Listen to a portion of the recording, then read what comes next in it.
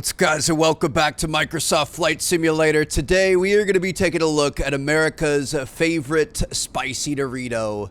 This is the B-2 stealth bomber. Oh my goodness, dude. Look at the size of this unit. I can't even get the full thing in screen here, but yeah, obviously this has been in the news lately, and it's never really news you want to see. However, I'm really glad that we are on the side that we're on and the side that has these things, because these are incredible. And I realized that we did the B-21, which is the successor to this, but we never actually used this thing here in Microsoft Flight Simulator, so I figured it was time. And let's just go ahead and hop into it. No, like literally, let's hop inside the cockpit here. So this is what we have for our mock-up of the Northrop B-2 Spirit. Now, I say mock-up because obviously this is one of the most highly guarded secrets of the U.S. military currently, and we don't know if this is 100% correct. I'm sure it's pretty close. This thing back here was a hot topic. How could these pilots go for 30-plus hours in the air? Well, apparently there is a little latrine, and we have a movable toilet seat here, so your wife's not going to yell at you if you leave it up. I mean, that's nice and all, but I'm not going to lie. I would not want to spend that much time in this tiny little cockpit. Salute to those guys that made that journey, but my goodness, look at this. So if we go back here, we can see some of the engine components and things, which is cool. And again, I doubt any of this is really legit. I was trying to look around and see if we could see where they can keep all the ordnance and bombs and things like that. These are the bomb bay doors here, so I guess this is where you can hold up to I think like 40 tons 20 tons of bombs. Sorry, I've got some notes over there on the left, but yeah, this thing is immaculate.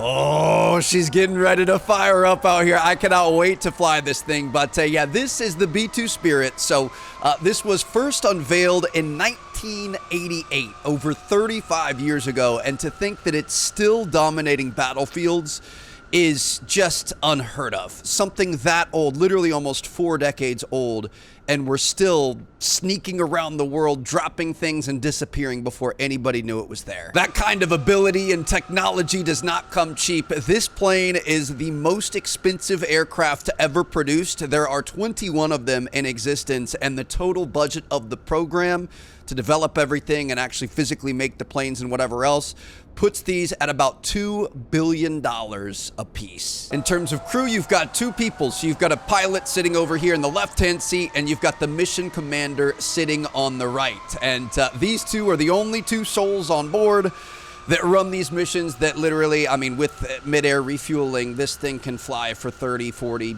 basically unlimited hours straight. So it can literally circumnavigate the world, do your mission, come back home all in one go, which is just insane to think about. The thing looks like a UFO. It can hold up to 20 tons of ordnance, which is just ridiculous. I think cruising speed, it can go up to around 600 miles an hour, probably cruises a little bit less than that, and at cruising altitude of around 50,000 feet. So just absolutely insane. So we're going to get ourselves to the end of the runway here at Whiteman Air Force Base in Missouri, which is where I believe these things live. At least this is where they took off from last week. So I figured it'd be kind of fun just to, you know, see the beginning and the end of the mission. I just can't look at this thing. It's just a wing.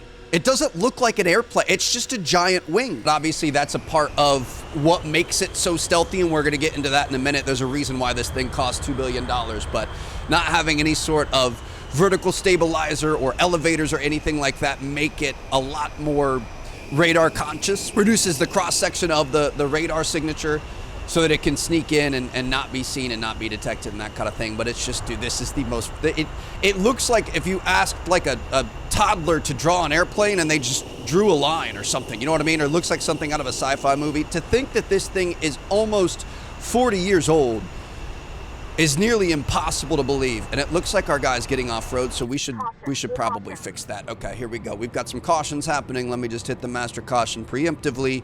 We are going to release the parking brake. Oh, nope, that's the gear. This is the parking brake, I'm pretty sure. Yes. Did we get it? Gonna go full throttle. Yes, there it is. I almost put the gear down at the end of the runway, but here we go. A nice little takeoff in the B-2. Just hard to believe that something like this can fly, man. We've got some more cautions happening. To be honest, I'm not an expert, so I'm just going to keep hitting the caution warning switch, and hopefully we can get this thing airborne, baby. Here we, dude, look at that. It's just a giant flying Dorito of death. This thing is incredible. All right, I think we should be good to rotate at this point, so let's go ahead and bring her up. We can bring the gear up as well. Probably a pretty aggressive climb there, but we're going to be okay, and we are officially airborne in the B-2 stealth bomber. I'm not even sure what direction we're going. Looks like we're going south right now. So for the mission that they ran, they had a whole fleet of these things take off, and they split. So the public fleet that everyone was tracking and watching and thinking was like the main movement, the main, move that we were making was there was a group of them that turned westward and started flying towards Guam. And so those guys would have taken a little right here, they would have peeled off, and this is the one that everyone was talking about. All the flight trackers, all the plane spotters, all the everything, were all watching these guys. Meanwhile, the actual strike package that was heading to Iran took a left, and they went east and flew for 18 straight hours. They did have mid-air refuelings, but yeah, they flew east from Missouri and flew straight to Iran all in one go, came back home all in one go, which is just absolutely insane to think about. Again, there were 2 guys in each of these things stuck in this little cockpit for 30 plus hours. That is just wild to think about. So at about 7,000 feet here, again, like I said, this thing can cruise at up to 50, so let's just go ahead and bring it up. Instead of taking a long time and climbing ourselves, we're just going to see what 50,000 feet over the good old state of Missouri looks like. It was actually pretty perfect, dude. We put this at 51,000 feet. That was, I cannot believe how well I did that. But yeah, this, I mean, probably more like 45 or something like that. It looks like we're kind of losing a little bit of thrust and stuff. We might be a little bit too high here, but this is about where this thing typically lives, which is insane, bro. That is a long way down. So let's talk about this spicy little Dorito. Why does this thing exist, you ask? Well, the demand for it really started up in the 1970s during the Cold War. Obviously, a time of great turmoil. Not a lot was happening, but a lot was being threatened, and it was the U.S. against the Soviets. And in that time, a lot of our bombers were the B-52s, which had performed really well up until that point, but the Soviets were starting to increase their air defense systems, and technology was increasing to where those B-52s, basically they weren't cutting it. Like they weren't really as much of a threat anymore. The defense was greater than the offense at that point, and that spelled a bit of a threat for us. I cannot get over how good this thing looks. Oh my gosh, look at the lights at the tip of the wing there. That is just incredible. But yeah, basically the whole goal of nuclear deterrence, as long as you had the ability to strike the enemy, they probably wouldn't strike first. You know what I mean? It's like if your offense is good enough, they probably won't attack for fear of retaliation. So with that defensive technology advancing, the Soviets, if they get the idea that, hey, we can take down all of their bombers before they get to us, that kind of implies that they might decide to strike first because we might not be able to retaliate. And obviously that's where this thing came from. The giant wedge of the sky. Dude, look at this thing. I can hardly see this on my screen, let alone imagine a radar system down there 50,000 feet below. There's no way they're going to be detecting this thing. This is silly. This is an airplane? It doesn't look like an airplane at all. And this funky shape is why it's so effective at what it does. So this thing has about 1,000 times less of a cross section, which is basically a ability for radar to detect it, than the B-52 did. So, this thing is borderline invisible. She's got an invisibility cloak on. Large part of it is because of that wedge shape, because it's, doesn't have any protruding surfaces, giant, vertical stabilizers, rudders, things like that radar can bounce off of and grab onto. Obviously radar, it kind of shoots beams up and then it tries to catch the reflections off of that. So everything's about reducing those reflections as well as physically absorbing it. So this thing is made of a bunch of super futuristic things. It might as well be made of adamantium or something, you know what I mean? But I've got a list over here. We're looking at fiberglass epoxy, graphite epoxies, aluminum, titanium, and this $1 billion skin on top. It's a kind of a paint, I guess. It's called RAM, or radar absorbing material. So again, not only the shape, not only the height that it flies at and everything else, it literally, the skin of this aircraft physically sucks in waves and doesn't let them come back out. It's basically $1 billion paint job. You know what I mean? It's really what does a lot of the heavy lifting there. Now it's not exclusive to this plane. It's also used on a lot of our stealth jets like the F-22 and the F-35 and things like that. that, but it's one of our most heavily guarded secrets. It's still classified. I doubt our grandkids' kids will ever find out what that stuff is made of. And obviously, I mean, this is just what we know now. Who knows what they're putting on the stuff of today? And these B-2s are actually evolving. We've got the B-21 coming out soon, but they've been evolving over the last 35 years with better tech and better materials and things like that, which is just insane to think about. So the public knowledge obviously is very much behind where they actually are. Now, what's kind of funny is this radar absorbing material is very, very sensitive. It often has to be reapplied, and I mean, if you leave this thing parked outside in the rain, that's going to spell trouble. Water, sunshine, things like that will slowly deteriorate it over time. So again, it does have to be reapplied. There's actually, it's not quite true. A lot of people joke about this, but apparently one of these things was left outside in the rain overnight one time, and it crashed during takeoff the next morning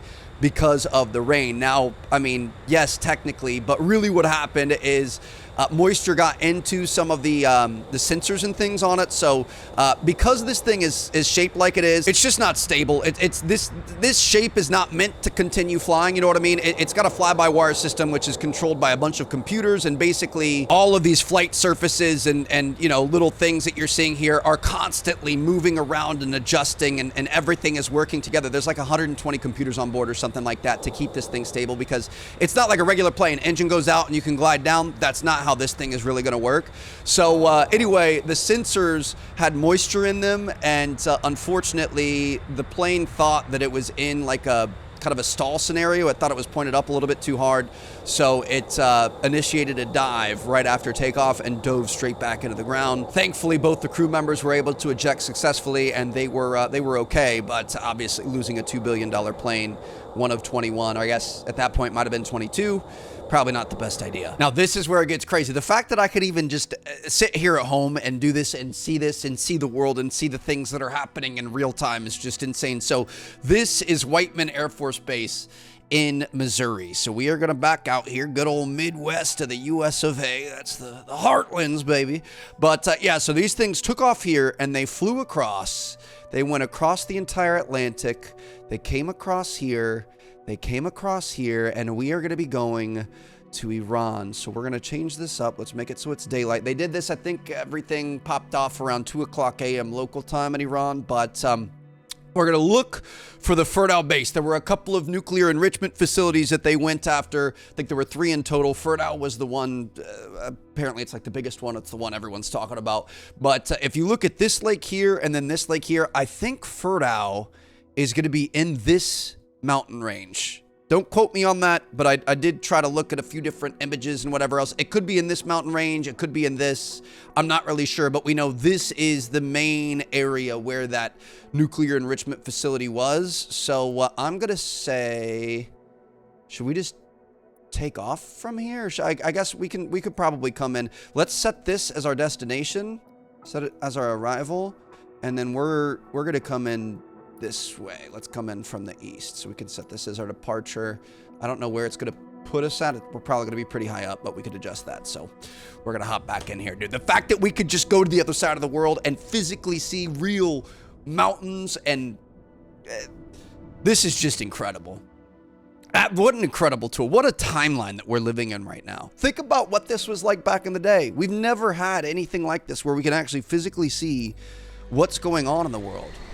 That is amazing. All right, so it's about 17 hours later. We have officially made it to Iran, and somewhere in this mountain range is going to be our main target. Now, I was messing around inside the cockpit. I'm not sure if this is correct, but I think what they do is if you were going to drop your bombs, you would just enable the jettison switch and then click execute, but I'm pretty sure our bomb doors don't actually work on this particular setup here, but I'm pretty sure that's what you do. So just like a little flip, switch, execute, send it down. Oh my gosh, man. Obviously, they wouldn't have seen this. It would have been nighttime out. There wouldn't be much to see. What's our altitude right now? We are currently at 14,000 feet. So would have been a lot higher than that. But yeah, this is where they were flying over this nuclear enrichment plant, and this is where they made their strike. Just a whisper in the night. Not a single radar detection service, not a single shot was fired, not anything. Nobody saw them come in. Nobody saw them leave.